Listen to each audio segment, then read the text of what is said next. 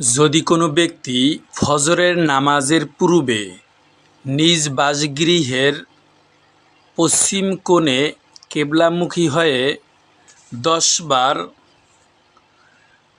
ইয়া রাজ্জাকু এসে মোবারক পাঠ করে, এইভাবে প্রত্যেকটি কোণে গিয়া কেবলামুখী হইয়া এই এসএম মোবারক 10 বার করে পাঠ করে, উক্ত ঘরে দরিদ্রতা কী জিনিস কোনো দিন দেখতে হবে না।